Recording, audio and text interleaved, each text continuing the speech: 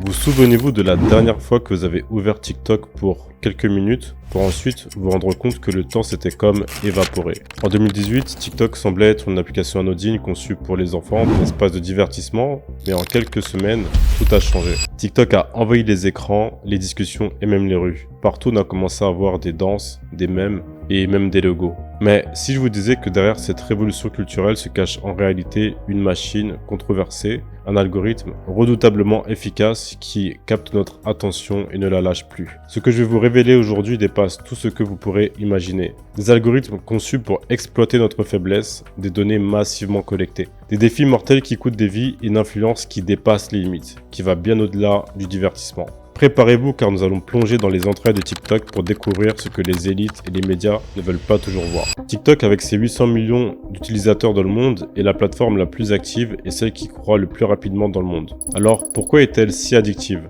La réponse réside dans son algorithme, un système automatique qui vous sert des vidéos personnalisées basées sur vos interactions. Chaque like, chaque commentaire, chaque seconde passée sur l'application envoie des données de manière massive à l'application TikTok. Ensuite, l'algorithme va affiner toutes ces données pour vous servir justement les vidéos les plus personnalisées par rapport à votre expérience. Leur seul but est de vous rendre de plus en plus accro. Chaque jour, ce sont des milliers de personnes qui scrollent pendant des heures sur l'application. Selon une étude de chez Harvard, partager des informations sur soi-même sur l'application activerait les mêmes parties du cerveau que des substances addictives. TikTok pousse cette addiction à l'extrême en vous partageant des vidéos sans fin et hautement personnalisées. En réalité, il y a énormément d'utilisateurs qui témoignent qu'en fait, quand ils passent du temps sur TikTok, simplement pour quelques minutes pour visionner quelques vidéos, en réalité, à la fin, ils se retrouvent à avoir passé des heures sur l'application sans même se rendre compte. Mais c'est pas tout, TikTok utilise une stratégie psychologique appelée renforcement intermittent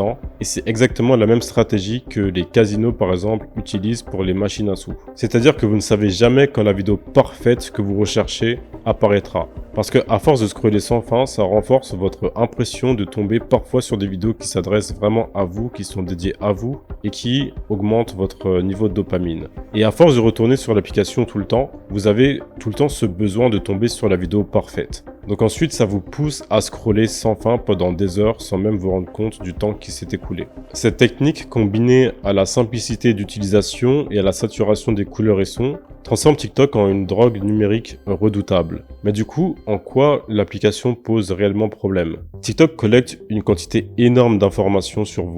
Emplacement, interaction, habitudes de visionnage et même des informations biométriques sur votre visage via les applications et les filtres. Et là, vous pensez que je dis n'importe quoi. Mais en 2021, TikTok a mis à jour sa politique de confidentialité des données pour inclure la collecte de ces données biométriques sans fournir de détails sur leur utilisation. Et le problème ne s'arrête pas là. En réalité, TikTok appartient à ByteDance. C'est une entreprise chinoise soumise aux lois chinoises. Donc ça veut dire qu'ils peuvent demander des accès sur les entreprises nationales, ce qui pose un problème énorme en termes de sécurité publique. Donc tout ce qui est sécurité des données et utilisateurs américains, européens, donc en Occident. Et ça posait des problèmes énormes au tribunal américain. L'Amérique était à deux doigts de bannir totalement TikTok des États-Unis. Même si TikTok affirme protéger les données des utilisateurs, des enquêtes de journalistes et des rapports internes indiquent le contraire. Parce qu'en fait, on pense que cette collecte massive de données n'est pas anodine. On pense que c'est une stratégie de la Chine qui vise à consolider le pouvoir de la Chine culturellement et technologiquement grâce à des algorithmes avancés qui rend en fait l'application TikTok non pas comme une application de divertissement mais comme une arme massive de collecte de données.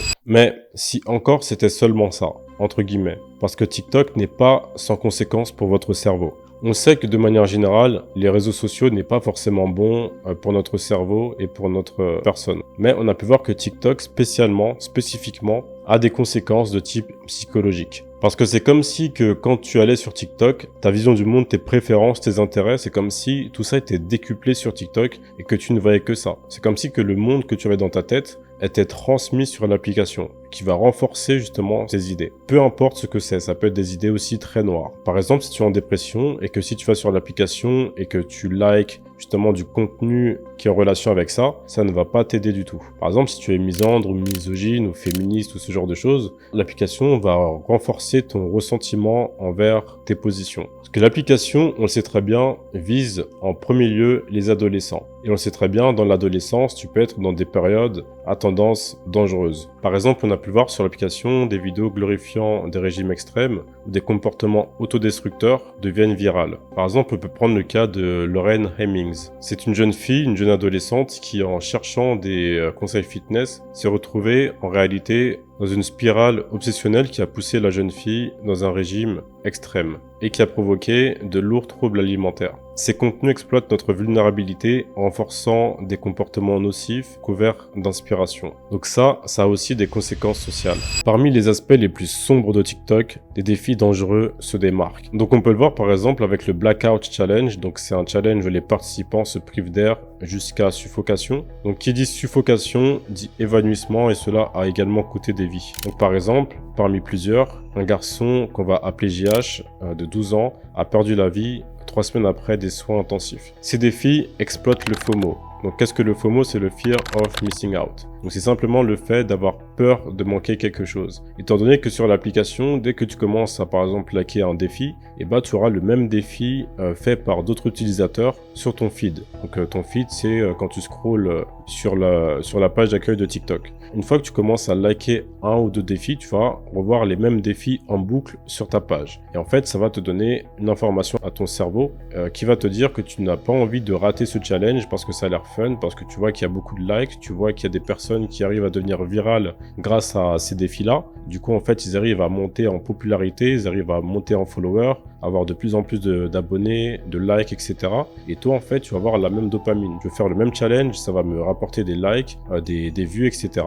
Donc, je ne veux pas perdre cette opportunité. Donc, Fear of Missing Out, tu vas vouloir faire la même chose. Ces défis ne sont pas un jeu. Ce sont souvent des pièges mortels. Et là, si vous pensez que vous avez tout entendu, c'est pas fini. Donc, sans même parler de toute la sexualisation abondante qu'il y a sur TikTok, qui est un réel problème aussi pour les enfants, et d'ailleurs même pour les adultes, en réalité, l'un des aspects les plus sombres de TikTok est l'exploitation des mineurs. De nombreux enfants, adolescents et même adultes diffusent des vidéos en direct, où ils reçoivent des cadeaux sous forme de stickers. Mais ces stickers, en fait, ce sont des stickers achetés avec de l'argent réel. Il y a énormément d'enfants qui se retrouvent dans des lives à dépenser de l'argent réel. Parfois, ils ne sont même pas conscients de ce qu'ils font réellement. Et simplement, le fait de dépenser cet argent leur font se sentir bien. Ils se disent qu'ils ont par exemple, fait une bonne action pour leur influenceur préféré, mais en réalité, on se demande à qui appartient cet argent. Parce que moi, je sais que quand j'étais enfant, j'avais pas d'argent à dépenser dans des stickers virtuels qui ne veulent rien dire. Mais surtout, ce qui est intriguant et inquiétant à la fois, la Chine a sa propre version de TikTok. TikTok en Chine s'appelle